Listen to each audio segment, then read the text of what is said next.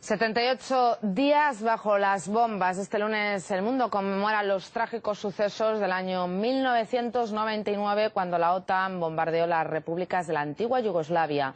Los misiles caían sobre los ciudadanos por primera vez desde la Segunda Guerra Mundial. Hoy estrenamos el documental ¿Por qué?, en que el equipo de RT visita los lugares y a las personas que todavía conservan el dolor de aquellos hechos. Por eso está en nuestro estudio con nosotros acompañándoles Yelena Milinchito. Hola Yelena, gracias por estar aquí. Gracias por invitarme, María. Este documental está contado sobre todo en primera persona. Yelena, periodista, pero Yelena también serbia. Tú viviste aquellos trágicos episodios, pero también nos cuentas cómo lo vivieron, por ejemplo, familiares, amigos y muchas personas conocidas de tu entorno, ¿no? Sí, bueno, pues primero empezamos a grabar la película en Belgrado, porque yo estuve allí durante estos 78 días, pero también luego viajamos por otras ciudades de Serbia, fuimos a Montenegro también y terminamos en Kosovo, ¿no?, que es la zona del conflicto por la que sucedió todo.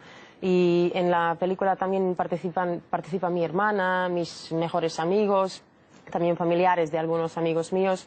Y durante la grabación yo creo que lo interesante fue que nos dimos cuenta que, bueno, todo eso pasó hace 15 años, pero nosotros nunca hablamos del tema, ¿no?, que es un tema que hemos decidido inconscientemente enterrar en la mente y no lo levantamos nunca, ¿no? En el principio de la película, cuando empezamos a recordar el bombardeo, nos reímos, como nos escondimos bajo la mesa, porque no sabíamos qué hacer, ¿no?, en esa situación.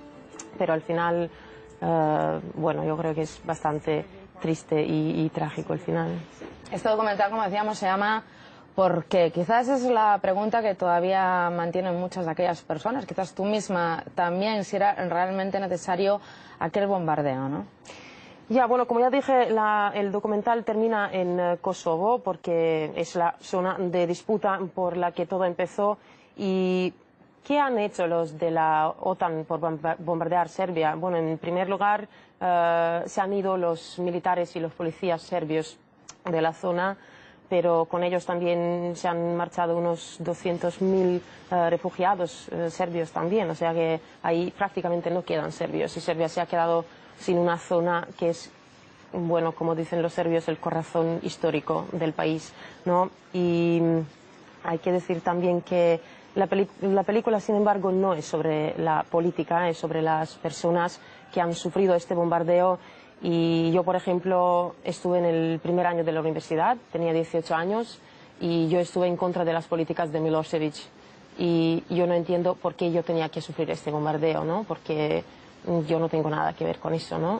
Primero sufres por las políticas del presidente y luego sufres por la OTAN, que en realidad lo que buscaba es como quitarle a él del poder, ¿no?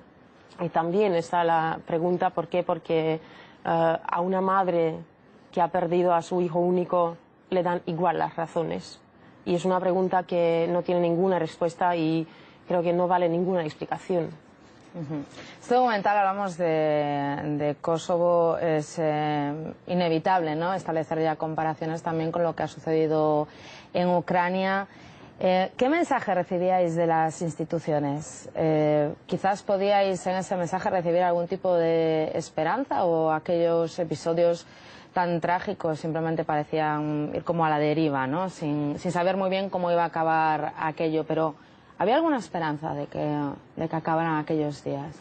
Bueno, sí, como bien has dicho, nosotros hemos grabado esta película y ahora la fecha está de 15 años del bombardeo, el aniversario coincide con los acontecimientos en Ucrania, y ahora parece ser que los líderes mundiales, como por ejemplo Maduro o Putin, utilizan Kosovo como un símbolo de la hipocresía del Occidente, yo diría, porque allí también se ha llevado a cabo un referéndum que el Occidente ha avalado y esa república ha obtenido independencia, pero todavía es un país que no tiene las fronteras muy bien declaradas y tampoco está reconocido, ¿no? Y ahora no reconocen un referéndum igual en Crimea, ¿no?, que es un poco absurdo todo esto. Pero yo también he hablado con el presidente actual de Serbia y hemos hablado de si Serbia podía haber hecho otra cosa para parar ese bombardeo. Y bueno, yo creo que ahora podemos ver una parte de esa conversación.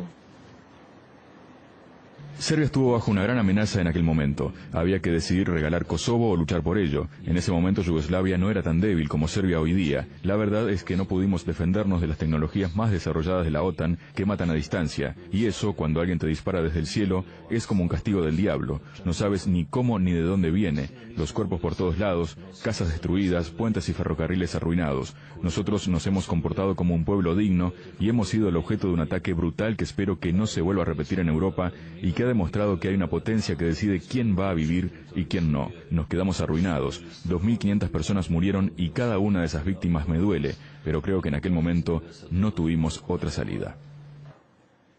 María, hemos escuchado aquí la opinión del presidente de Serbia como de un político, ¿no? Pero yo quiero resaltar que la película no tiene muchos aspectos políticos, ¿no? Es que se trata en realidad de los destinos de la gente que ha sufrido y eso es lo que queremos enseñar, ¿no? En este documental que pueden ver ahora en RT.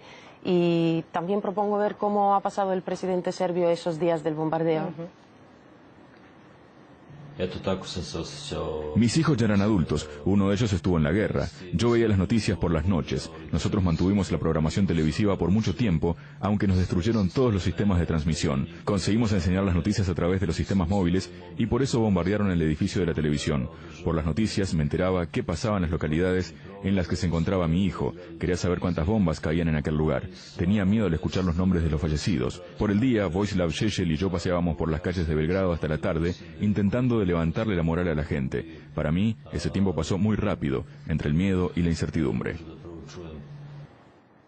Ahora precisamente de Milenchik, que establecíamos esa comparación entre Kosovo y Ucrania. Supongo que en estas últimas semanas, cuando tú hablas con tus familiares o con tus amigos allí en Serbia, ¿se establece esa comparación también? Sí, muchos lo comparan, sí, porque es inevitable, como dices tú, en estos momentos. Bueno, pues muy interesante el documental que habéis realizado, lo podemos estar viendo durante todo el día de hoy y también mañana en la programación de RT. Muchísimas gracias por compartir tu opinión y tu experiencia durante la grabación del mismo, Yelena. Gracias a ti.